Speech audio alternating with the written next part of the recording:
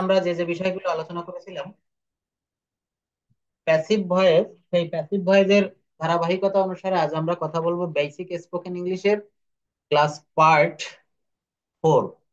আসলে এখানে একটা বিষয় আপনারা একটু লক্ষ্য করেন, আমরা কিন্তু একটা সিকুয়েন্স অনুসারে এগোচ্ছি, অর্থাৎ কোনো এলোমেলো বা কোনো আমাদের উদ্দেশ্যবিহীন ভাবে কিন্তু আমরা এই ক্লাসগুলো করাচ্ছি না। উদ্দেশ্যবিহীন ভাবে কেমন, এখানে প্যাসিভ ভয়েসের পরেই আমরা মডাল, সেমি মডাল, তারপর আমাদের যে লেকচার শিট গুলো ধারাবাহিকতা মেনটেন করে কিন্তু আপনাদের ক্লাসগুলো নেওয়া হচ্ছে। অর্থাৎ এখানে আপনারা প্রত্যেকেই খেয়াল করবেন যে ইংরেজিতে কথা বলতে গেলে একটা ধারাবাহিকতা মেনটেন করা লাগে। যেমন আমরা যখন কোনো 10তলা বিল্ডিং এ উঠি তখন কিন্তু সিঁড়ি বেয়ে সিঁড়ি উঠতে হয়, এখানেও কিন্তু আমরা সেই নিয়ম ফলো করতেছি। Basic concept about semi modal auxiliary verbs. দেখেন, আমি যখন পড়াবো আপনাদের যদি হাতের কাছে একটু খাতা কলম থাকে, খাতা কলম রেডি করবেন এবং কখনো কেউ অমনোযোগী হবেন না। কারণ প্রত্যেকটা ক্লাস, প্রত্যেকটা কথা কিন্তু খুব ইম্পর্ট্যান্ট। একটা কথা যদি আপনি মিস করেন তাহলে পরবর্তী কথাটা কিন্তু বুঝতে পারবেন না। আমি সব ক্লাসে একটি কথা আপনাদেরকে বলি যে আমাদের এই ইংলিশ ল্যাঙ্গুয়েজটা, এটা ধারাবাহিক একটা টিভি সিরিয়ালের মতো। আপনি যদি এক পর্ব না দেখেন, পরের পর্ব থেকে কিন্তু আপনি ওইভাবে বুঝতে পারবেন না। কেন বুঝতে পারবেন না? কারণ যে পর্বটা আপনি দেখেননি ওইখানে বড় একটা গ্যাপ পড়ে গেছে আপনার, এই গ্যাপটা কিন্তু আপনি উঠাতে পারবেন না। তো আগামীকাল থেকে আপনাদের মানে রেগুলার ওয়েতে প্রতিদিন এই ক্লাসটা থাকবে, একই টাইমে, এবং ক্লাসটা আমি কন্ডাক্ট করব। তো আপনারা রেগুলার জয়েন করবেন আশা করি। এখন basic concept about semi modal auxiliary verbs. Semi modal auxiliary verbs বা কোয়াজি মডাল ভার্বস, এই দেখেন কোয়াজি শব্দের অর্থ হচ্ছে অর্ধেক। যেমন কোয়াজি প্যাসিভ। কোয়াজি প্যাসিভ মানে কি বলেন তো? অর্ধেক passive. Semi modal auxiliary verbs বা কোয়াজি মডাল ভার্বস এমন কিছু ভার্ব যেগুলো মডাল অক্সিলারি ভার্বের মতো আচরণ করে, তবে কিছু ক্ষেত্রে সাধারণ ভার্বের বৈশিষ্ট্য ধারণ করে। একটু ভালো করে খেয়াল করবেন, কেউ কিন্তু অমনোযোগী হবেন না। এখানে কি বলছে? এখানে বলছে যে quasi or semi modal auxiliary verbs যেগুলো মডাল অক্সিলারি ভার্বের মতো আচরণ করে, তবে কিছু ক্ষেত্রে সাধারণ ভার্বের বৈশিষ্ট্য ধারণ করে। এদের প্রধানত ব্যবহার করা হয় মতামত, অনুমতি, বাধ্যবাধকতা, সম্ভাবনা ইত্যাদি প্রকাশ করতে। আবার একটু এখানে খেয়াল করেন, তিনটা কথা বলেছি, চারটা কথা। এদের সাধারণত প্রধানত ব্যবহার করা হয় মতামত, অনুমতি, বাধ্যবাধকতা, সম্ভাবনা, ইচ্ছা ইত্যাদি প্রকাশ করতে। দেখেন কিভাবে ব্যবহার করা হয়। Use of am to, is to, are to and was to, were to. আমরা একই সঙ্গে কিন্তু পাস্ট টেন্সের ব্যবহারটা একটু দেখে নিতে পারছি। এখানে কিভাবে দেখে নিব? M to, is to, are two এবং অস টু এবং ওয়ার টু। সাবজেক্টকে বর্তমানে স্বাভাবিকভাবে কোনো কিছু করতে হয়, অর্থাৎ কর্তাকে স্বাভাবিকভাবে কোনো কিছু করতে হয়। এই যে সাবজেক্ট, দেখেন আমি প্রত্যেকটা কথা মার্ক করে দিব। সাবজেক্টকে বর্তমানে স্বাভাবিকভাবে কোনো কিছু করতে হয়, অর্থাৎ ক্রিয়ার সঙ্গে তে হয়। ক্রিয়ার সঙ্গে কি যুক্ত হবে বলেন? তে হয়। যুক্ত থাকলে সেই ধরনের বাক্যকে ইংরেজি করার জন্য M to, is to, are two ব্যবহার করা হয়। আর যদি পাস্ট টেন্সে হয় তখন আসবে অস টু এবং ওয়্যার টু। নিম্নে এই ধরনের বাক্যের ইংরেজি করার জন্য স্ট্রাকচার দেওয়া হলো, দেখেন। Subject plus M to, is to, are two plus ভার্বের বেস ফর্ম। একেবারে সহজ একটা রুল কিন্তু এখানে তুলে ধরা হয়েছে। কিভাবে তুলে ধরেছি দেখেন। Subject plus M to, is to, are two যে কোনো একটি নিতে হবে, প্লাস ভার্বের বেস ফর্ম। এক্সাম্পল দেখি। রুমাকে প্রত্যহ রান্না করতে হয়, Ruma is to cook rice daily. রুমাকে প্রত্যহ ভাত রান্না করতে হয়।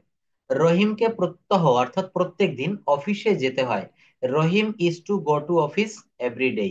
প্রত্যেকটা কথা, প্রত্যেকটা বাক্য কিন্তু একটু ভালোভাবে নিবেন, ভালোভাবে খেয়াল করবেন। আমি বলেছি হাতের কাছে যদি খাতা কলম রাখতে পারেন সেটারও বেশি ভালো হয়, একটু কাইন্ডলি লিখে রাখবেন। রহিমকে প্রত্যহ অফিসে যেতে হয়, Rahim is to go to office every day. ছাত্রদেরকে প্রচুর অধ্যয়ন করতে হয়, ছাত্রদেরকে প্রচুর অধ্যয়ন করতে হয়, পড়াশুনো করতে হয়। এই দেখেন আমার এখানে কিন্তু স্ট্রাকচারে ছিল বাংলা ক্রিয়ার, ক্রিয়ার সঙ্গে কি থাকে বলেন তো? তে হয়। দেখেন এখানে অফিসে যেতে হয়, তাকে খেতে হয়, তাকে রান্না করতে হয়, এরকম যদি থাকে তখন এই যে রহিমকে, ছাত্রদেরকে প্রচুর অধ্যয়ন করতে হয়। Students are to study much. রহিমকে প্রত্যহ অফিসে যেতে হয়, Rahim is to go to office every day. এরূপ বাক্য যখন না বোধক বা নেগেটিভ হয় তখন স্ট্রাকচারটি কেমন হয়? আগে একটা উদাহরণ দেখি। রুমাকে রান্না করতে হয় না। Ruma is not to cook rice. রহিমকে অফিসে যেতে হয় না। Rahim is not to go to office. তো এখানে স্ট্রাকচার কেমন হবে? Subject plus am not to, is not to, are not to plus ভার্বের base form. Subject plus am not to, is not to, are not to, যে কোনো একটি subject অনুসারে নিতে হবে প্লাস ভার্বের বেস ফর্ম। যেমন রুমাকে রান্না করতে হয় না। Ruma is not to cook rice. ভাত রান্না করতে হয় না, রুমাকে ভাত রান্না করতে হয় না। রহিমকে অফিসে যেতে হয় না। Rahim is not to go to office. ছাত্রদেরকে প্রচুর অধ্যয়ন অধ্যয়ন করতে হয় না। Students are not to study much. এখানে আমরা যখন পজিটিভ করেছিলাম তখন কি ছিল দেখেন, ছাত্রদেরকে প্রচুর অধ্যয়ন করতে হয়, students are to study much. ছাত্রদের প্রচুর অধ্যয়ন করতে হয় না, students are not to study much. অর্থাৎ যখন নেগেটিভ করতে হবে তখন হবে subject plus am not to, is not to, are not to plus ভার্বের বেস ফর্ম। অর্থাৎ এখানে একটু ভালো করে খেয়াল করেন, আমরা যখন পজিটিভ করেছি তখন কিভাবে করেছি, আর যখন নেগেটিভ করেছি তখন কিভাবে করেছি। শুধু এই am not to, is not to এর পরে অ্যাম, ইজ, আর এরপরে নট বসিয়ে দিয়েছি। অর্থাৎ অ্যাফার্মেটিভ যেভাবে করেছি নেগেটিভ ঠিক সেই একইভাবে করেছি, শুধু এখানে অক্সিলারি ভার্বের পরে নট বসিয়েছি। আমার কথা কি সবাই ক্লিয়ার শুনতে পাচ্ছেন? কারো কোনো সমস্যা আছে? আচ্ছা, দেখেন এই স্ট্রাকচার গুলো করানোর পরে আমি কিন্তু এক্সারসাইজ দিব আপনাদের কাছে, আমি প্রত্যেকের কাছে কোয়েশ্চেন করব। অর্থাৎ এখানে কিন্তু কখনো অমনোযোগী হলে কিন্তু চলবে না, তাহলে আপনারা বুঝতে পারবেন না। আচ্ছা, তার পরবর্তী স্ট্রাকচারে কি আছে দেখেন। এখানে বলছে, wait a bit, রুমাকে ভাত রান্না করতে হয় না। Ruma is not to cook rice. রহিমকে কি অফিসে যেতে হয় না? Rahim is not to go to office. ছাত্রদেরকে প্রচুর অধ্যয়ন করতে হয় না। ছাত্রদেরকে প্রচুর অধ্যয়ন করতে হয় না। Students are not to study much. এখানে কিন্তু আপনাদের একটা জিনিস শিখিয়েছিলাম আমি, একটা বাক্য আমরা চার ভাবে প্রকাশ করতে পারি। একটা অ্যাফার্মেটিভ, একটা নেগেটিভ, একটা ইন্টারোগেটিভ, একটা নেগেটিভ ইন্টারোগেটিভ। আমার সঙ্গে সবাই একটু বলেন, affirmative, negative, interrogative, negative interrogative. ঠিক তদ্রূপ এখানে কিন্তু আমরা একটা বাক্যকে কিভাবে সেমি মডাল অক্সিলারি ব্যবহার করে আমরা পজিটিভ করব আর তার নেগেটিভ করব, দুইটা জিনিস শিখলাম। পরে দেখেন এরূপ বাক্যকে যখন প্রশ্নবোধক করব, ইন্টারোগেটিভ করব, তখন স্ট্রাকচারটা কি হবে। আমার কথাটা আশা করি সবাই একটু নিতে পেরেছেন। এখানে আমি বলেছিলাম যে একটা বাক্য যেমন আই ইট রাইস, আমি ভাত খাই, এই বাক্যটাকে আমরা চার ভাবে প্রকাশ করতে পারি। আমি ভাত খাই, আমি ভাত খাই না, আমি কি ভাত খাই, আমি কি ভাত খাই না। এখানে কিন্তু ঠিক তদ্রূপ। যেমন দেখেন এরূপ বাক্য যখন প্রশ্নবোধক হবে, আমরা যে সেমি মডেল অক্সিলারি বা সাপোজ টু এর কথা বলছি, এটা যখন আমরা ইন্টারোগেটিভ করব প্রশ্নবোধক, তখন কিভাবে হয় আমরা একটা উদাহরণ আগে দেখি। রুমান কি ভাত রান্না, রুমাকে কি ভাত রান্না করতে হয়, এখানে রুমান না রুমা হবে। রুমাকে কি ভাত রান্না করতে হয়? Is Ruma two cook rice. রহিমকে কি অফিসে যেতে হয়? Is Rahim to go to office. এখানে পরবর্তীতে কিন্তু নোট অফ ইন্টারোগেশন বা যেটাকে আমরা বলি কোয়েশ্চেন মার্ক, এটা কিন্তু আমাদেরকে অবশ্যই বসাতে হবে। কোয়েশ্চেন মার্ক না দিলে, আমি এই নিয়ে আগের দিন আপনাদের সামনে কথা বলেছিলাম যে আমরা অনেকেই কিন্তু এই জিনিসটা দিতে ভুলে যাই, কিন্তু এটা ভুল হয়ে গেলে আমরা নম্বর পাবো না। রুমাকে কি ভাত রান্না করতে হয়? Is Ruma two cook rice. এবার আমরা একটা স্ট্রাকচার দেখি, গঠন প্রণালী কেমন। এই দেখেন গঠন প্রণালী এখানে কি কি আছে বলেন তো, সবাই একটু পড়ে ফেলেন। দেখেন এখানে আছে am, is, are plus subject plus to plus main verb plus extension plus note of interrogation বা কোয়েশ্চেন মার্ক যেটাকে বলি। Am, is, are plus subject plus to plus main verb plus extension plus প্রশ্নবোধক চিহ্ন। যেমন রহিমকে কি অফিসে যেতে হয়? Is Rahim to go to office. ছাত্রদেরকে কি প্রচুর অধ্যয়ন করতে হয়? ছাত্রদের কি প্রচুর অধ্যয়ন করতে হয়? আর স্টুডেন্টস টু স্টাডি মাস। দেখেন এখানে আমার যে স্ট্রাকচার আছে সেইটা অনুসারে এখানে মানে আমার স্ট্রাকচার অনুসারে গঠন প্রণালী মেলে কিনা। আর স্টুডেন্টস টু স্টাডি মাস, অর্থাৎ ছাত্রদেরকে প্রচুর পড়াশোনা কি করতে হয়, তাহলে কি হবে? Am, is, are plus subject plus to plus main verb plus extension. আচ্ছা, তো এখানে আমরা একটু আরেকবার দেখি, রুমাকে কি ভাত রান্না করতে হয়? Is Ruma two cook rice. অর্থাৎ এম, ইজ, আর, তো এখানে ইজ বসেছে, তারপরে রুমা, তারপর এখানে দেখেন টু প্লাস মেইন ভার্ব, যে টু কুক, কুকটা কিন্তু মেইন, তার আগে টু বসেছে, কুকটা মেইন ভার্ব। তারপরে দেখেন গো, গোর আগে বসেছে টু। রহিমকে কি অফিসে যেতে হয়? Is Rahim to go to office? ছাত্রদের কি প্রচুর অধ্যয়ন করতে হয়? Are students to study much? আচ্ছা, এইবার দেখেন আমরা এতক্ষণ করেছি am to is to are to. এবার আমরা কি করব বলেন তো? প্রেজেন্ট টেন্স যেহেতু হয়ে গেছে, এরপর আমরা পাস্ট টেন্স নিয়ে কথা বলবো। কিভাবে কথা বলবো? অস টু এবং অয়ার টু, ভালো করে একটু খেয়াল করবেন। অস টু এবং অয়ার টু। অতীতে কাউকে কোনো কাজ করতে হতো বা এমন বোঝায় করতে হতো, তখন অস টু বা ওয়্যার টু। অতীতে করতে হতো, যেমন আমাকে অফিসে যেতে হতো, আমাকে ভাত রান্না করতে হতো, আমাকে প্রচুর বই পড়তে হতো, আমাকে প্রচুর পরিশ্রম করতে হতো। এখন কিন্তু হয় না, অতীতকালে। যেমন আপনি কাউকে বললেন যে আমি যখন ঢাকায় থাকতাম তখন আমাকে নিয়মিত অফিসে যেতে হতো। আমি যখন ঢাকায় থাকতাম তখন আমাকে প্রতিদিন আমার ঘরের কাজ করতে হতো। আমি যখন আমেরিকায় থাকতাম তখন আমার নিজের কাজ আমাকে নিজে করতে হতো। এরকম যদি কোনো কিছু থাকে, তখন কি হবে? তখন হবে অস টু এবং অয়ার টু এর ব্যবহার, অর্থাৎ যখন পাস্ট টেন্স হবে। একটু লক্ষ্য করি আমরা। আমাকে অফিসে যেতে হতো, I was two go to office. দেখেন এখানে যদি আমি কথাটা এইভাবে বলতাম যে আমাকে অফিসে যেতে হয়, তখন কি হয় বলেন তো? তখন হবে I am two go to office. কিন্তু যখন আমি বললাম আমাকে অফিসে যেতে হতো, যেহেতু পাস্ট টেন্স হয়ে গেছে, তো এখানে হবে I was two go to office. আমাকে ভাত রান্না করতে হতো, I was two cook rice. তোমাকে প্রচুর বই পড়তে হতো, you wire two study much. আচ্ছা, আশা করি আপনারা এ পর্যন্ত বুঝতে পেরেছেন। পরবর্তীতে একটু দেখি, পরবর্তীতে আমাদের কি রয়েছে। পরবর্তীতে থাকবে use of be suppose to. সবাই একটু ভালো করে খেয়াল করেন। বি সাপোজ টু, এই বি সাপোজ টু এর ব্যবহার কিন্তু ইংরেজি ভাষায় খুব ব্যাপক। এই ব্যবহারগুলো শিখলে আমরা অনেক কথা খুব ইজিলি বলতে পারবো।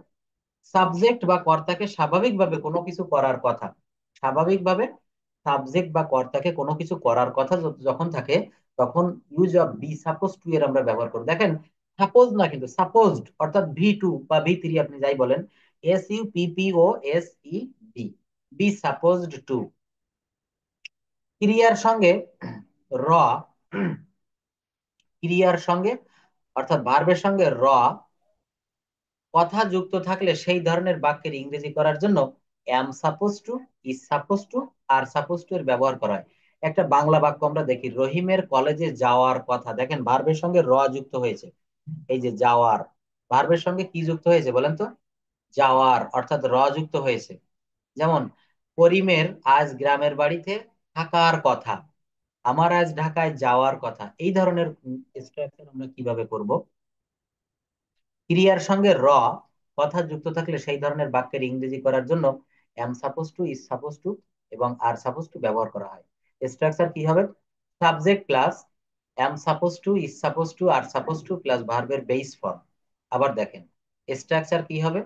স্ট্রাকচার হবে subject plus am suppose to, is suppose to, are suppose to plus ভার্বের বেস ফর্ম, বেসিক ফর্ম যেটা। এক্সাম্পল দেখি, রহিমের কলেজে যাওয়ার কথা। Rahim is suppose to go to college. আমার ঢাকায় যাওয়ার কথা, I am suppose to go to Dhaka. করিমের আজ গ্রামের বাড়িতে যাওয়ার কথা, Karim is suppose to go to his village home today. আমাদের আজ বিকাল 4টায় ক্রিকেট খেলার কথা, we are suppose to play cricket at 4 p.m. আর এই ধরনের বাক্য যখন না বোধক বা নেগেটিভ হয়, তখন স্ট্রাকচার কি হয়? এখানে একটু ভালো করে লক্ষ্য করেন। আমি যখন আপনাদের এর আগে এগুলো করিয়েছি, কিন্তু এর উপরের যে রুল গুলো আছে সেখানে কিন্তু আমি একই নিয়মে করিয়ে আসছি, যে একটা ছিল অ্যাফার্মেটিভ, একটা ছিল নেগেটিভ, একটা ইন্টারোগেটিভ আর একটা নেগেটিভ ইন্টারোগেটিভ। এখানেও কিন্তু ঠিক সেই একই নিয়মে আমরা করব। কিভাবে করব? এই ধরনের বাক্য কেবল আমরা অ্যাফার্মেটিভ করেছি। যেমন দেখেন, রহিমের কলেজে যাওয়ার কথা, Rahim is suppose to go to college. কিন্তু যখন আমরা এটা নেগেটিভ করব, রহিমের আজ কলেজে যাওয়ার কথা না, বা রহিমের আজ বিশ্ববিদ্যালয়ে যাওয়ার কথা না, তখন কি হবে? Rahim is not suppose to go to university today. আমাদের বই পড়ার কথা না, we are not suppose to read books today. তোমার আজ ক্রিকেট খেলার কথা না, you are not suppose to play cricket.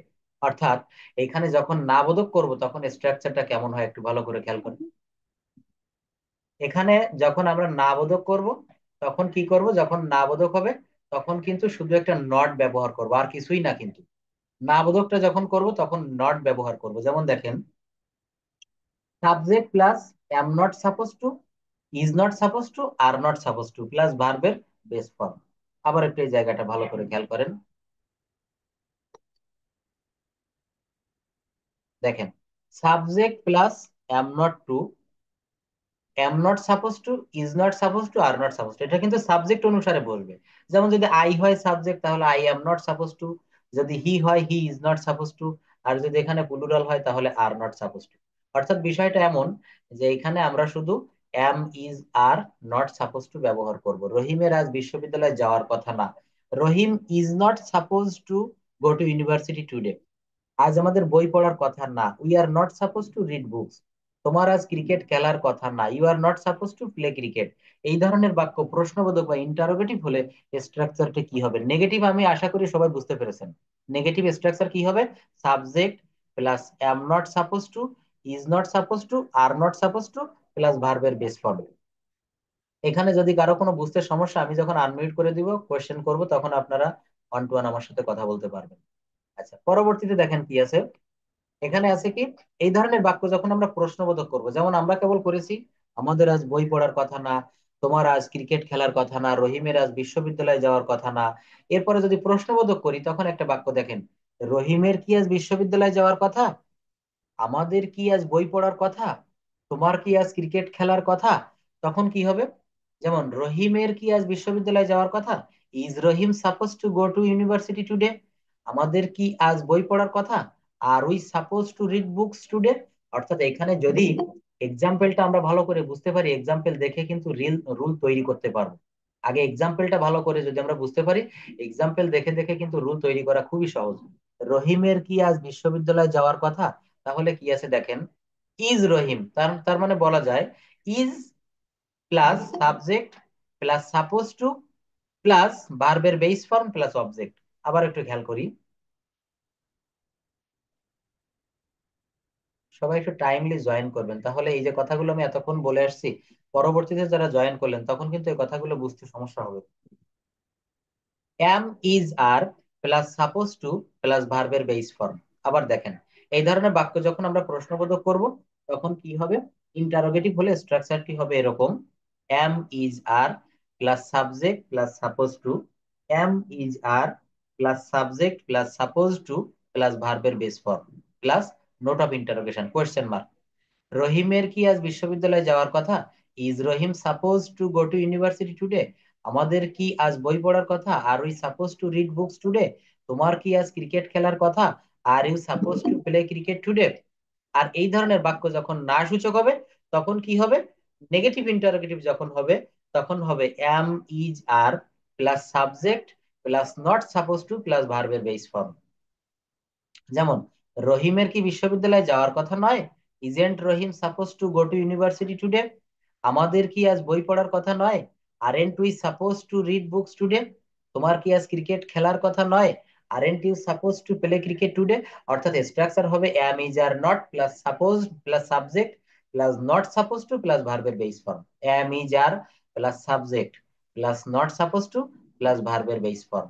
আমরা যখন এক্সারসাইজ করব, তখন এক্সারসাইজের ভিতরে কিন্তু এই ধরনের রুল হুবহু সব, এখানে অনেক রুল, একটা রুল অনুসারে আপনি 5টা, 6টা, 10টা, 20টা বাক্য তৈরি করতে পারবেন।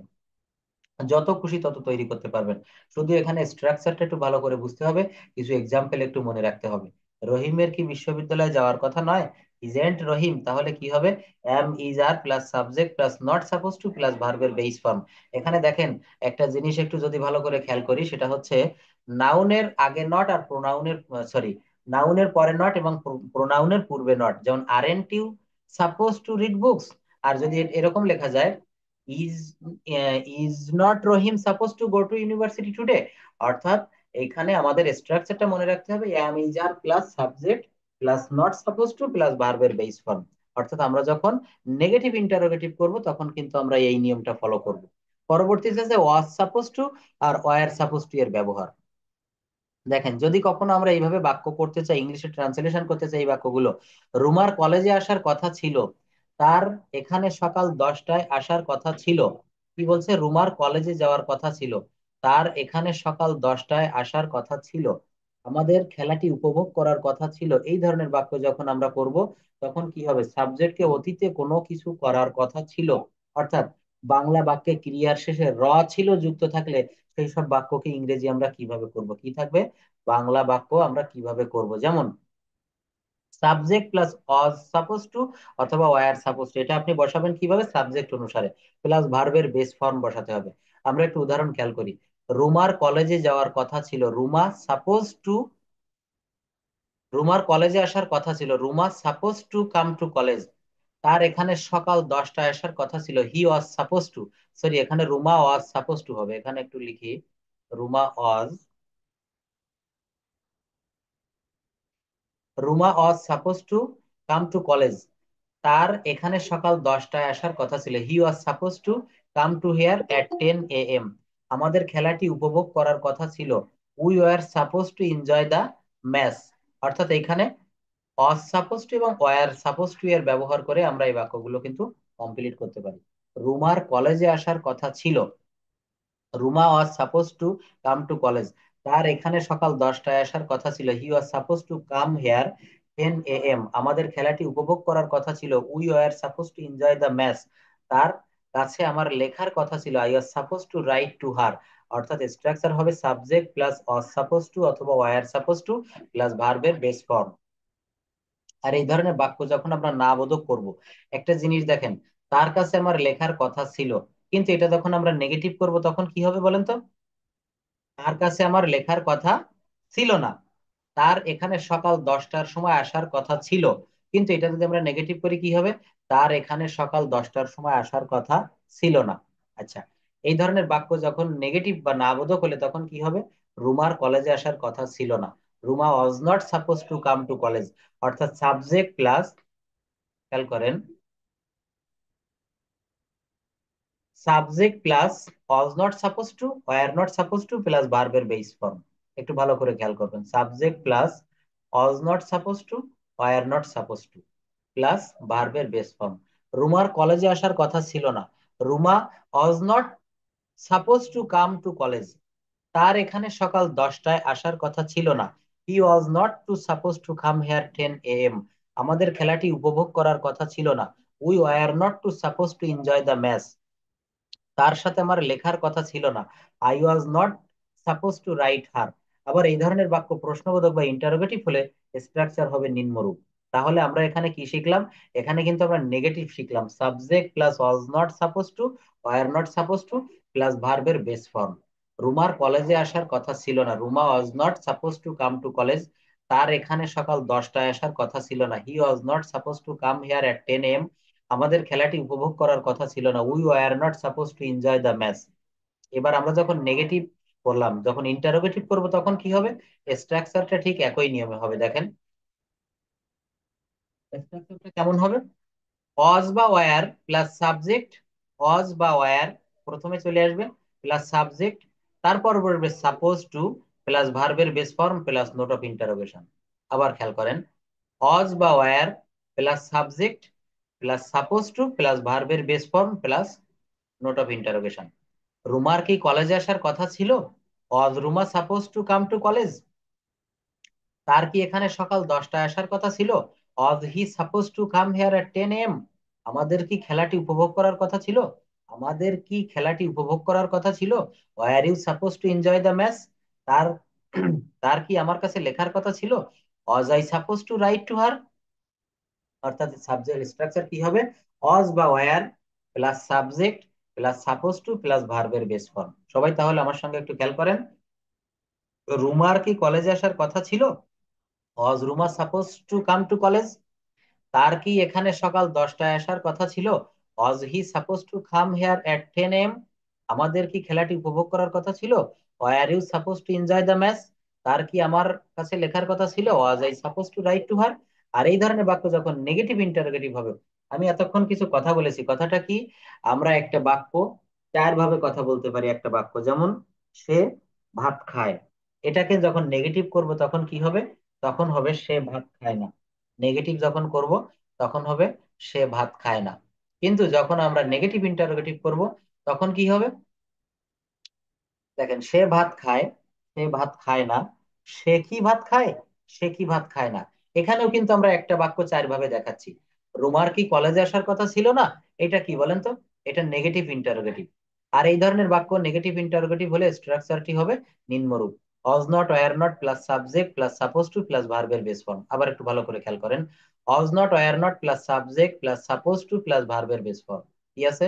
অজ নট অথবা ওয়্যার নট সাবজেক্ট অনুসারে বসাতে হবে, plus subject plus suppose to plus ভার্বের বেস ফর্ম। একটা বাক্য আমরা খেয়াল করি, রুমার কি কলেজে আসার কথা ছিল না? Wasn't Ruma suppose to come to college? তার কি এখানে সকাল 10টায় আসার কথা ছিল না? Wasn't he suppose to come here at 10 a.m.? আমাদের কি খেলাটি উপভোগ করার কথা ছিল না? Were not we suppose to enjoy the match? তার কি তার কাছে কি আমার লেখার কথা ছিল না? Wasn't I suppose to write to her? অর্থাৎ এখানে আমরা present indefinite, sorry present tense এবং পাস্ট টেন্স ব্যবহার করে এই ধরনের কথাগুলো যদি আমরা বলতে চাই, যাওয়ার কথা ছিল, খাওয়ার কথা ছিল, তখন কিন্তু আমরা এই উপরে যে স্ট্রাকচারটি দেখালাম সেইগুলো ব্যবহার করতে পারবো।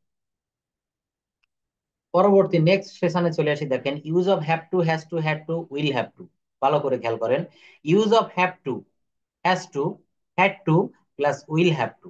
Use of have to, has to, had to এবং উইল হ্যাভ টু। সাবজেক্টকে বর্তমানে বাধ্যতামূলক কোনো কাজ করতে হয়। কি করতে হয়? সাবজেক্টকে বর্তমানে বাধ্যতামূলকভাবে কোনো কাজ করতে হয় বর্তমানে, এটা কিন্তু অতীতেও না ভবিষ্যতেও না। অর্থাৎ বাংলা ক্রিয়ার সঙ্গে তে হবে। আবার একটু খেয়াল করেন, বাংলা ক্রিয়ার সঙ্গে তে হবে যুক্ত থাকলে তার ইংরেজি করার জন্য হ্যাভ টু, হ্যাজ টু এর ব্যবহার করতে হয়। আর সেক্ষেত্রে স্ট্রাকচারটি হবে নিম্নরূপ। তাহলে কি বলছে? সাবজেক্টকে বর্তমানে বাধ্যতামূলক কোনো কাজ করতে হয়। কেমন দেখেন, আমাকে খুলনায় যেতে হবে, ছাত্রদেরকে সৎ হতে হবে, আমার ভাত খেতে হবে। এই ধরনের বাক্য যখন আমরা করব তখন স্ট্রাকচার কি হবে? সাবজেক্ট প্লাস, এই ধরনের বাক্য যখন আমরা করব তখন হবে সাবজেক্ট প্লাস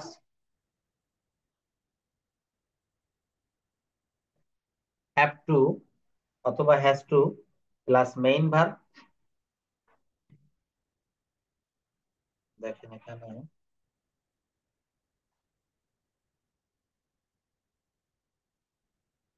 যেমন I have to go to Khulna, আমাকে খুলনায় যেতে হবে, ছাত্রদের সৎ হতে হবে, দ্য স্টুডেন্টস,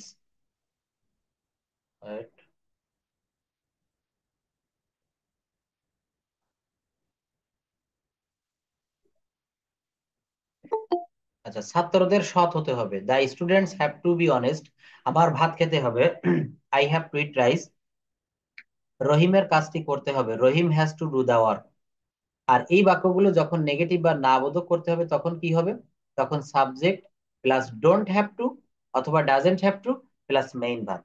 একই নিয়ম দেখেন, এখানে ছিল সাবজেক্ট প্লাস হ্যাভ টু বা has to plus V one plus object. আর এখানে কি হয়ে গেল? সাবজেক্ট প্লাস শুধু don't have to, doesn't have to, অর্থাৎ নতুন দুটো কথা যুক্ত হয়েছে। একটা হচ্ছে ডু নট, আরেকটি হচ্ছে ডাজ নট। দেখেন, আমাকে খুলনায় যেতে হবে না, I don't have to go to Khulna. ছাত্রদের সৎ হতে হবে না, students don't have to be honest, students don't have to be honest. আমার ভাত খেতে হবে না, I don't have to eat rice. রহিমের কাজটি করতে হবে না, Rahim doesn't have to do the work. অর্থাৎ কি হবে? Subject plus don't have to অথবা doesn't have to plus main verb অথবা subject plus have not to অথবা হ্যাজ নট টু প্লাস ভার্বের প্রেজেন্ট ফর্ম। দুটো নিয়মই কিন্তু আমরা ফলো করতে পারি, subject plus has not to অথবা হ্যাভ নট টু প্লাস ভার্বের প্রেজেন্ট ফর্ম। ছাত্রদের সৎ হতে হবে না, students don't have to be honest, আমার ভাত খেতে হবে না, I don't have to eat rice. রহিমের কাজটি করতে হবে না, Rahim doesn't have to do the work. এই ধরনের বাক্য যখন প্রশ্নবোধক হয় তখন কি করব? যেমন, আমাকে কি খুলনা যেতে হবে, do I have to go to Khulna? ছাত্রদের কি সৎ হতে হবে, do students have to be honest? আমার কি ভাত খেতে হবে, do I have to eat rice? অর্থাৎ আমরা পূর্বে যে নিয়মগুলো ফলো করেছি সেই একই নিয়মের দেখেন এখানে সামান্য একটু পরিবর্তন। এই পরিবর্তনটা যখন ধরতে পারবো তখন কিন্তু এই ধরনের স্ট্রাকচার নিয়ে আমাদের আর কোনো সমস্যা থাকবে না। এবং ইংরেজিতে যদি আমরা কথা বলতে চাই, এই বাক্যগুলো কিন্তু প্রতিনিয়ত আমাদের সামনে আসে। এবং এই বাক্যগুলো আপনি টেন্স, শুধু টেন্স জেনে ইংরেজিতে সব কথা বলা যায় না। আমাকে কি খুলনায় যেতে হবে, এখানে আপনি কি শুধু টেন্স ব্যবহার করে কথা বলতে পারবেন? এখানে কথা বলতে গেলে কিন্তু আপনাকে মডাল, সেমি মডাল, এই যে সাপোজ টু, হ্যাড টু, এই ব্যবহারগুলোকে আপনাকে অবশ্যই জানতে হবে। কি বলছেন? এই ধরনের বাক্য যখন প্রশ্নবোধক হয়, প্রশ্নবোধক হলে তখন স্ট্রাকচার কেমন হবে? ডু অথবা does plus subject plus have to plus ভার্বের সিম্পল ফর্ম। দেখেন, আমাকে কি খুলনায় যেতে হবে? Do I have to go to Khulna? তো এখানে স্ট্রাকচারে প্রথমে দেখেন এই যে ডু আছে, একটু ভালো করে সবাই খেয়াল করেন। এখানে স্ট্রাকচারে প্রথমে আমি ডু ব্যবহার করেছি। ডু কেন ব্যবহার করলাম? কারণ এখানে আমার স্ট্রাকচার অনুসারে প্রথমে ডু অথবা ডাজ আসবে, প্লাস সাবজেক্ট আসবে। যেমন ডু আই, এখানে আইটা কিন্তু সাবজেক্ট। তারপরে কি আছে? তারপরে দেখেন হ্যাভ টু আছে, তাহলে ডু আই হ্যাভ টু। তারপর কি আছে? ভার্বের বেস ফর্ম। তাহলে ডু আই হ্যাভ টু, এই গোটা হচ্ছে ভার্বের base form. Do I have to go to Khulna, আর এই টু খুলনা এটা কিন্তু আমার এখানে অবজেক্ট। টু হচ্ছে প্রেপোজিশন, খুলনা এখানে অবজেক্ট বা ধরতে পারি। Do I have to go to Khulna, ছাত্রদেরকে কি সৎ হতে হবে? Do students have to be honest, আমার কি ভাত খেতে হবে? Do I have to eat rice. আচ্ছা, does Rahim have to do the work, রহিমকে কি কাজটি করতে হবে? বাক্যটি যখন নেগেটিভ ইন্টারোগেটিভ হবে তখন কি হবে? তখন দেখেন, ডোন্ট, ওই ডু এর জায়গায় শুধু ডোন্ট আসবে। Don't I have to go to Khulna, ছাত্রদেরকে কি সৎ হতে হবে না? Don't students have to be honest, আমার কি ভাত খেতে হবে না? Don't I have to eat rice. আচ্ছা, এমন কিন্তু আমাদের মাঝে মাঝে বলা লাগে যে আমাকে কি খুলনায় যেতে হবে না, আমার কি কাজটি করতে হবে না। এই ধরনের স্ট্রাকচার যখন আসবে তখন আমরা কি করব? তখন ডোন্ট অথবা doesn't plus have to plus main verb. Don't অথবা doesn't plus have to plus main verb plus note of interrogation. যেমন, আমাকে কি খুলনায় যেতে হবে না? Don't I have to go to Khulna, ছাত্রদের কি সৎ হতে হবে না? Don't the students have to be honest, আমার কি ভাত খেতে হবে না? Don't I have to eat rice. আচ্ছা, পরবর্তীতে কি আছে দেখেন, হ্যাড টু এর ব্যবহার।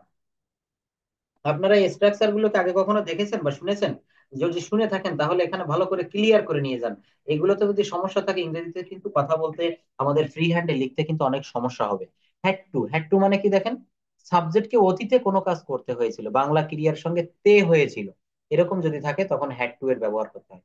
সাবজেক্টকে অতীতে কোনো কাজ করতে হয়েছিল, অর্থাৎ বাংলা বাক্যে ক্রিয়ার সঙ্গে তে হয়েছিল থাকলে তাকে ইংরেজি করার জন্য নিচের স্ট্রাকচারটি ব্যবহার করতে হয়। কি হবে? তে হয়েছিল। যেমন, জসিমকে অফিসে যেতে হয়েছিল, আমাকে ভাত রান্না করতে হয়েছিল, আমাদেরকে বইটি পড়তে হয়েছিল। এই ধরনের বাক্য যদি থাকে তখন আমরা হ্যাড টু এর ব্যবহার করব। কি করব দেখেন, স্ট্রাকচার কি কি হবে? Subject plus had to plus main verb. খুবই সহজ। কি বলছে?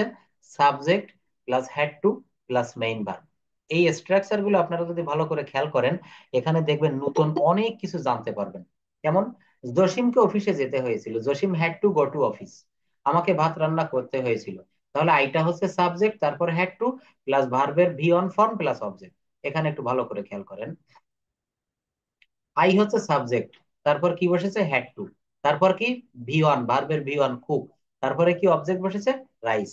অর্থাৎ এখানে স্ট্রাকচার কি হবে? Subject plus had to plus main verb, subject plus had to plus main verb. জসিমকে অফিসে যেতে হয়েছিল, Jasim had to go to office, আমাকে ভাত রান্না করতে হয়েছিল, I had to cook rice, আমাদেরকে বই পড়তে হয়েছিল, we had to read books. তারপরে দেখেন, এই ধরনের বাক্য যখন না বোধক বা নেগেটিভ হবে তখন নিম্নরূপে স্ট্রাকচার কি করতে হবে? এই ধরনের বাক্য যখন নেগেটিভ হয়, একটা বাক্য আমি একটু খেয়াল করি, জসিমকে অফিসে যেতে হয়নি, আমাকে ভাত রান্না করতে হয়নি, তাকে কাজটি করতে হয়নি, আমাদেরকে বই পড়তে হয়নি। এই ধরনের বাক্য যখন আমরা করব তখন কিন্তু নিচের এই স্ট্রাকচার ব্যবহার আমরা করব। এই স্ট্রাকচারের ব্যবহার যদি, এই রুলস গুলো যদি আপনারা মুখস্থ করতে পারেন, আমি 100% গ্যারান্টি দিয়ে আপনাদেরকে বলতে পারি আপনার ফ্লুয়েন্টলি ইংরেজিতে কথা বলতে পারবেন। কারণ টেন্স তো আমরা সবাই জানি, পার্টস অফ স্পিচ আমরা মোটামুটি বুঝি, কিন্তু এই মডাল সেমি মডাল অক্সিলারি যে ভার্ব গুলো, এই ভার্ব গুলোর ব্যবহার একটু শেখেন, দেখবেন আপনার ইংরেজিতে কথা বলা, আপনি অনেকেই আছেন এখানে, সেদিন আমাকে বলছিলেন যে স্যার আমি দুটো তিনটে বাক্য বলার পরে থেমে যাই, আর কোনো বাক্য মুখে আসে না। কিন্তু এই সেমি মডাল অক্সিলারি ভার্বের ব্যবহার গুলো একটু শেখেন, দেখবেন আপনার মুখে কখনো কথা আটকাবে না। Can you hear me properly? আমার কথাগুলো কি আপনাদের শোনা যায়? থ্যাংক ইউ, একটু মনোযোগ দিয়ে শোনেন। তারপর দেখেন, আরো কি কি স্ট্রাকচার আছে এখানে, সবগুলো আমরা একটু একটা একটা ফলো করি।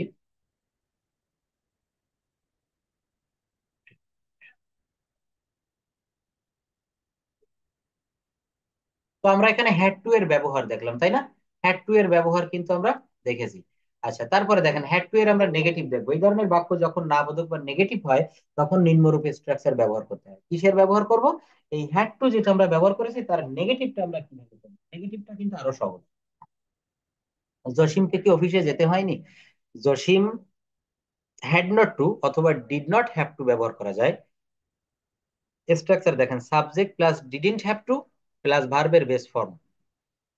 অর অন্য একটা স্ট্রাকচার রয়েছে, subject plus had not to plus ভার্বের প্রেজেন্ট ফর্ম। প্রথমটা ছিল subject plus did not plus have to plus ভার্বের base form plus subject plus had not to plus ভার্বের প্রেজেন্ট ফর্ম। জসিমকে অফিসে যেতে হয়নি। Jasim had not to or didn't have to go to office. আমাকে ভাত রান্না করতে হয়নি। I didn't have to cook rice. আমাদেরকে বই পড়তে হয়নি। We didn't have to read books. তো এখানে কি করলাম? এখানে আমরা করলাম কিন্তু নেগেটিভ। আর ইন্টারোগেটিভ বাক্যের ক্ষেত্রে স্ট্রাকচারটি হবে নিম্নরূপ, যেমন জসিমকে কি অফিসে যেতে হয়েছিল? Did Jasim have to go to office? আমাকে কি ভাত রান্না করতে হয়েছিল? Did I have to cook rice? আমাদের কি বইটি পড়তে হয়েছিল? Did we have to read the books? তাহলে কি হবে? Did plus subject plus have to plus ভার্বের সিম্পল ফর্ম। দেখেন, এখানে একটু খেয়াল করেন কি বলছে। ডিড,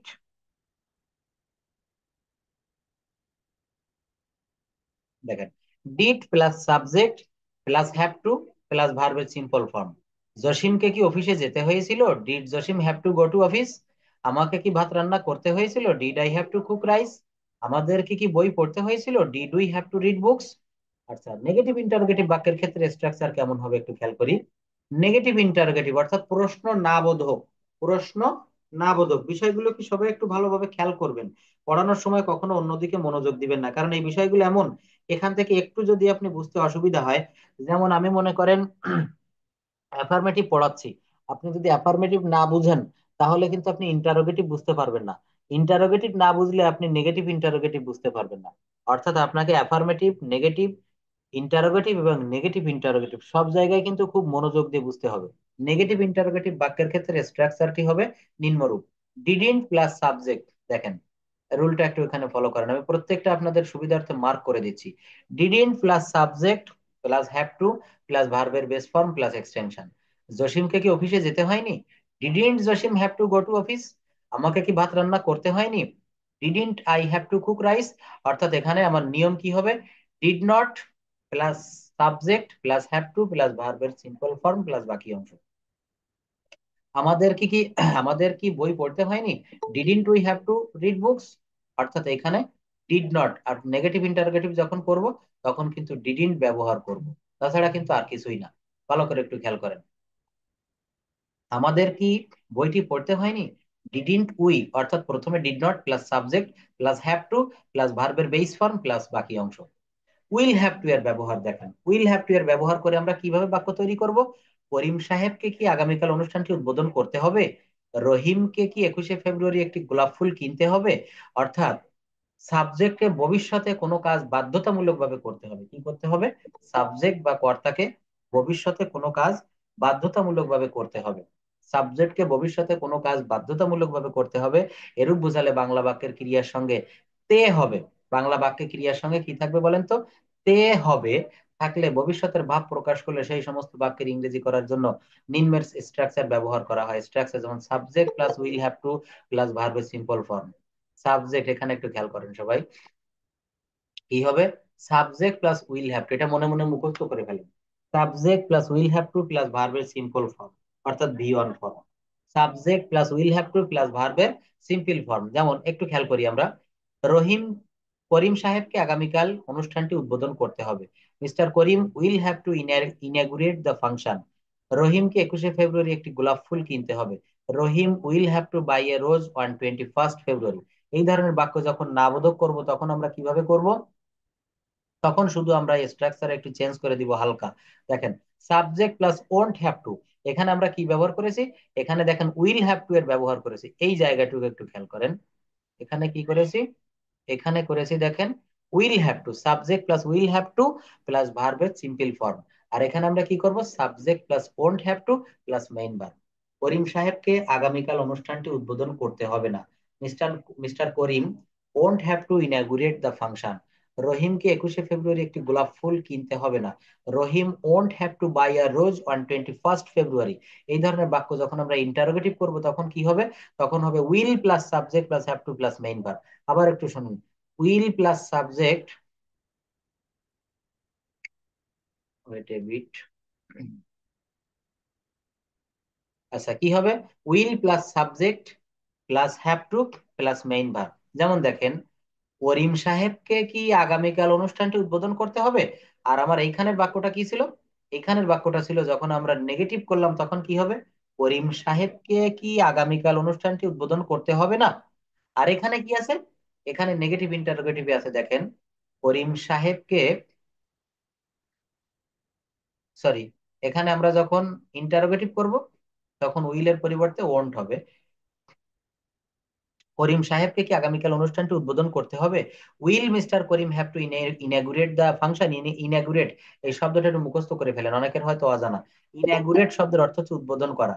করিমকে, রহিমকে কি 21শে ফেব্রুয়ারি একটি গোলাপ ফুল কিনতে হবে? অর্থাৎ যখন ইন্টারোগেটিভ হয়ে যাবে তখন এই উইলটা শুধু সামনে চলে আসবে। Will Rahim have to buy a rose on 21st February.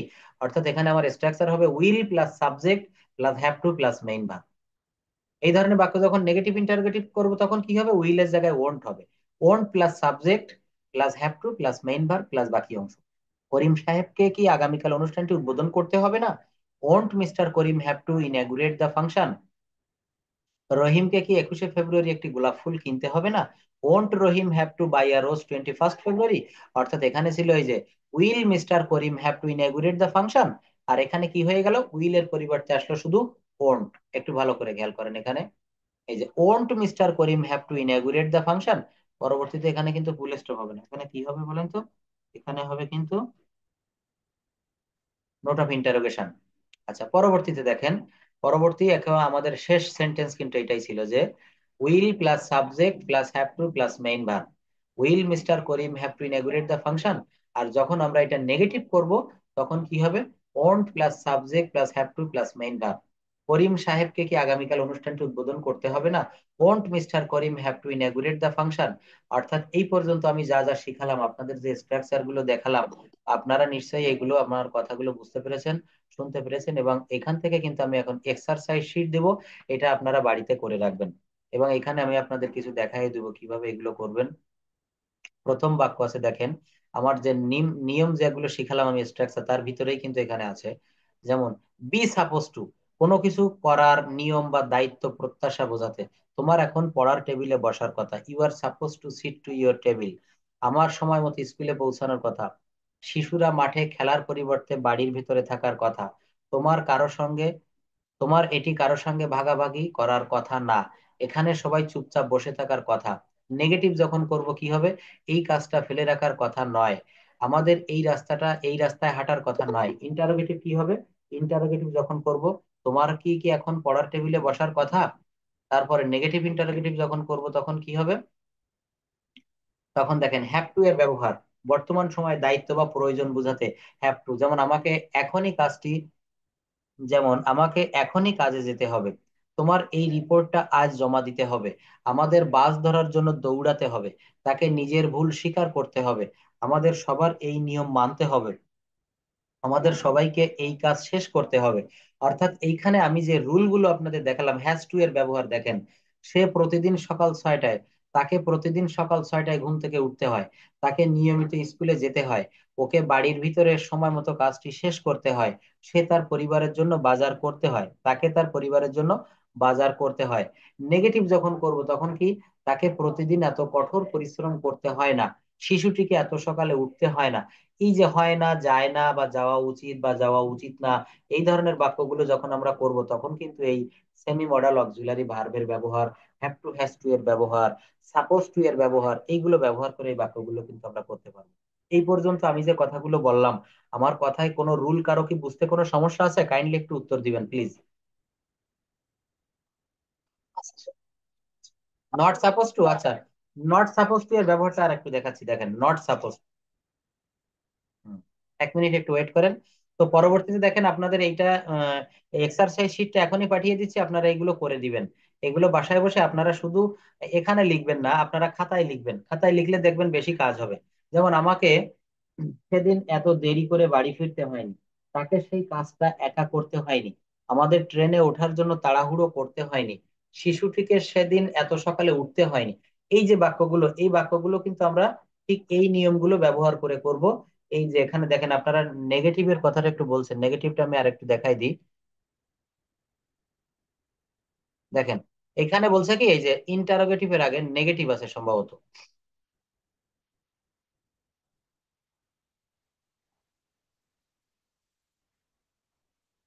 এই যে দেখেন এখানে নেগেটিভের ব্যবহারগুলো একটু দেখাই। যেমন এই ধরনের বাক্য যখন আমরা নেগেটিভ করব তখন আমরা কিভাবে ব্যবহার করব, যেমন রহিমের আজ বিশ্ববিদ্যালয়ে যাওয়ার কথা না। এই নেগেটিভটা কিন্তু আরো বেশি সহজ। নেগেটিভটা আপনারা যদি অ্যাফার্মেটিভ বুঝতে পারেন, নেগেটিভ অটোমেটিকলি পারবেন। কারণ নেগেটিভটা খুবই সহজ, অ্যাফার্মেটিভের তুলনায় শুধু এখানে নট ব্যবহার করতে হবে। যেমন subject plus am not suppose to, is not suppose to, are not suppose to. রহিমের আজ বিশ্ববিদ্যালয়ে যাওয়ার কথা না। Rahim is not suppose to go to university today. আজ আমাদের বই পড়ার কথা না, উই আর নট। দেখেন এখানে উই আর এরপরে নট বসিয়েছি, রহিম ইজ এরপরে নট বসিয়েছি। অর্থাৎ এখানে আমার subject plus am not suppose two, not suppose to, are not suppose to, plus ভার্বের বেস ফর্ম। আমরা যদি অন্য একটা জায়গায় একটু নেগেটিভ নিয়ে কথা বলি, দেখেন পরের বাক্যটা আমরা একটু নেগেটিভ নিয়ে কথা বলবো। যেমন এই যে অজয়ার plus subject plus suppose to plus ভার্বের বেস ফর্ম। এটা একটু ভালো করে খেয়াল করেন। রুমার কি কলেজে আসার কথা ছিল? Was Ruma suppose to come to college? তার কি এখানে সকাল 10টায় আসার কথা ছিল? Was he suppose to come here at 10 AM? আমাদের কি খেলাটি উপভোগ করার কথা ছিল? Were we suppose to enjoy the match? তার কি আমার কাছে লেখার কথা ছিল? Was I suppose to write to her? কিন্তু যখন আমরা এটা নেগেটিভ করব তখন কি হবে দেখেন, রুমার কি আজ কলেজে আসার কথা ছিল না? Wasn't Ruma suppose to come to college today? তার কি এখানে সকাল 10টার সময় আসার কথা ছিল না? Wasn't he suppose to come here at 10 AM? অর্থাৎ এখানে আমার উপরের বাক্যে যেমন ছিল was he suppose to come here at 10 AM, আর এখানে কি হয়ে গেল, এখানে একটু খেয়াল করি, যেমন অজেন্ট হি সাপোজ, অর্থাৎ এই অজ বা ওয়্যার এরপরে শুধু নট ব্যবহার করে দিলেই হয়ে যাচ্ছে। অর্থাৎ অজ নট বা wire not plus subject plus suppose to plus ভার্বের বেস ফর্ম। কি হলো দেখেন, অজ নট অথবা wire not plus subject plus suppose to plus ভার্বের বেস ফর্ম। পরের একটা নেগেটিভ বাক্য আমরা যদি আবার দেখি, এখানে কিন্তু আপনাদের আমি আনমিউট করে দিব, প্রশ্ন করতে পারবেন, বিষয়গুলো আগে একটু দেখে নেন। যেমন বাক্যটি যখন নেগেটিভ হয়ে যাবে তখন কি হবে, দেখেন আমাকে খুলনায় যেতে হবে। এই যে আমাকে খুলনায় যেতে হবে, I have to go to Khulna. ছাত্রদের সৎ হতে হবে, students have to be honest. আর যখন আমরা নেগেটিভ কি হবে, নেগেটিভ করবো তখন কি হবে, সাবজেক্ট প্লাস ডোন্ট, অথবা ডোন্ট হ্যাভ টু অথবা doesn't have to plus main verb. অথবা কি, দুটো নিয়মে করা যায়, subject plus have not to অথবা হ্যাজ নট টু প্লাস ভার্বের বেস ফর্ম। আমাকে খুলনায় যেতে হবে না, I don't have to go to Khulna. ছাত্রদের সৎ হতে হবে না, students don't have to be honest. আমার ভাত খেতে হবে না, I don't have to eat rice. রহিমের কাজটি করতে হবে না, Rahim doesn't have to do the work.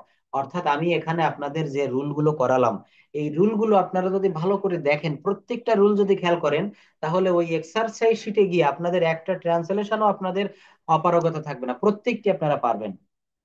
শুধু এইখানে মূল যে শীট আমি আপনাদের সলভ করে দিলাম, এই শীটটা একটু ভালো করে বুঝতে হবে। এইখানে যদি কারো কোনো সমস্যা থাকে আপনারা এখানে কথা বলতে পারবেন। আর এইখানে যদি বুঝতে না পারেন তাহলে এক্সারসাইজ শিটে গিয়ে কিন্তু করতে পারবেন না। এই নিয়মের বাইরে এক্সারসাইজ শিটে একটা ট্রান্সলেশনও দেওয়া হয়নি। এগুলো যদি বুঝতে পারেন তাহলে দেখেন এখানের কিন্তু প্রত্যেকটা আপনারা পারবেন। দেখেন তাকে প্রতিদিন এত কঠোর পরিশ্রম করতে হয় না। একটু আগে কিন্তু আমি আপনাদের নেগেটিভ করিয়ে আসছি, এখানেও কিন্তু সেই নেগেটিভ। আমি যে বাক্যগুলো পড়ছি দেখেন প্রত্যেকটাই নেগেটিভ আছে। শিশুটিকে এত সকালে দেরি করে, সরি, শিশুটিকে এত সকালে উঠতে হবে না, ওকে এখন এই কাজটা করতে হবে না, তার আজ দেরি করে বাড়ি ফিরতে হবে না, তাকে এই ব্যাপারে অন্য কারো পরামর্শ নিতে হবে না, তাকে কি আজ অফিসে যেতে হবে, শিশুটিকে কি প্রতিদিন সকালে উঠতে হয়, তাকে কি সময় মতো ট্রেন ধরতে হয়, এগুলো কি বলেন তো? এগুলো কিন্তু সব ইন্টারোগেটিভ। অর্থাৎ এখানে অ্যাফার্মেটিভ, নেগেটিভ, ইন্টারোগেটিভ এবং নেগেটিভ ইন্টারোগেটিভ, এই চারটা বাক্যই কিন্তু, চারটা ফর্ম কিন্তু আমি আপনাদের দেখিয়েছি। এই চারটা ফর্ম আপনারা যদি ভালোভাবে বুঝতে পারেন, তবে এই ধরনের কথা, অর্থাৎ এই মডেল সেমি মডেলের ব্যবহার সম্পর্কিত যত প্রশ্ন আপনাদের আছে সবগুলো কিন্তু আপনারা পারবেন। এখানে দেখেন একেবারে উপরে যখন আমি পড়িয়েছি তখন কিভাবে পড়িয়েছি, এখানে বলেছি যে সেমি মডেল অক্সিলারি ভার্ব বা কোয়াজি মডাল ভার্ব। সেমি মডালকে বলা হয় কোয়াজি মডাল, মডাল এবং সেমি মডাল। সেমিফাইনাল কথাটা বলে না ফুটবল খেলায় ক্রিকেট খেলায়, দেখবেন সেমি মানে কিন্তু অর্ধেক। এই মডাল ভার্ব গুলো কিন্তু পুরোপুরি মডাল না, এগুলো কিন্তু সেমি মডাল। এর আগে আপনাদের মডেলের উপর একটা ক্লাস নিয়েছিলাম। তো সেমি মডাল বা কোয়াজি মডাল ভার্বের কিছু ব্যবহার যেগুলো মডাল অক্সিলারি ভার্ব, যেগুলো মডাল অক্সিলারি ভার্বের মতো আচরণ করে, তবে কিছু ক্ষেত্রে সাধারণ ভার্বের বৈশিষ্ট্য ধারণ করে।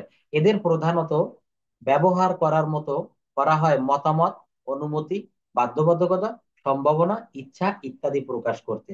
অর্থাৎ এইখানে আপনারা যে রুলগুলো খেয়াল করলেন, use of am to, is to, are to, were to, এই রুলগুলো যদি ভালোভাবে করতে পারেন, এই ধরনের বাংলা বাক্য যখন সামনে আসবে, যেমন আমাকে প্রচুর বই পড়তে হয়, আমাকে নিয়মিত অফিসে যেতে হয়, আমাকে সেখানে যেতে হয়, আমাকে কাজটি করতে হয়। দেখেন প্রত্যেক স্ট্রাকচার, রহিমের আজ বিশ্ববিদ্যালয়ে যাওয়ার কথা না, আমাদের আজ বই পড়ার কথা না, এই বাক্যগুলো কিন্তু আপনি এই সেমি মডাল বা কোয়াজি মডাল যেগুলোকে বলা হয়, কোয়াজি মডাল ভার্বস ব্যবহার করে এই বাক্যগুলো কিন্তু আমাদের করতে হবে। এবং এই বাক্যগুলোর সবচেয়ে মজার ব্যাপার কি জানেন, টেন্সের ভিতরে আপনি সব কথাগুলো কিন্তু বলতে পারবেন না। ইংরেজিতে কথা বলতে গেলে টেন্সের বাইরেও কিন্তু আমাদের অনেক কথা বলা দরকার। সেই কথাগুলোই কিন্তু আমরা আজকে আপনাদের এই বেসিক ক্লাস 4 এর উপরে দিয়েছি। আচ্ছা, এর পরবর্তীতে দেখেন এই যে শীটটা আমি দিয়ে দিলাম আপনাদের, এই শীটটা কিন্তু আপনারা প্রত্যেকে কমপ্লিট করে রাখবেন। এখানে সম্ভবত 35টা সেন্টেন্স রয়েছে, এই সবগুলো আপনারা করে রাখবেন। সে কি দেখেন, এই যে তাকে কি এই সমস্যার সমাধান খুঁজে বের করতে হয়েছিল, আমাদের কি অতিরিক্ত টাকা খরচ করতে হয়েছিল, ওকে কি তার মাকে ডাক্তার দেখাতে হয়েছিল, আমাদের কি এতদূর হাঁটতে হয়েছিল। অর্থাৎ এখানে ইন্টারোগেটিভ, নেগেটিভ, নেগেটিভ ইন্টারোগেটিভ বা অ্যাফার্মেটিভ সবগুলোই কিন্তু এখানে আপনারা পাবেন। তো আশা করি আজকের ক্লাসটা আপনাদের কাছে ভালো লেগেছে, এবং আমি যে এক্সারসাইজ শিট এখন পাঠিয়ে দেবো, এগুলো আপনারা সবাই করে রাখবেন। That's all for today. See you in the next class. Good night.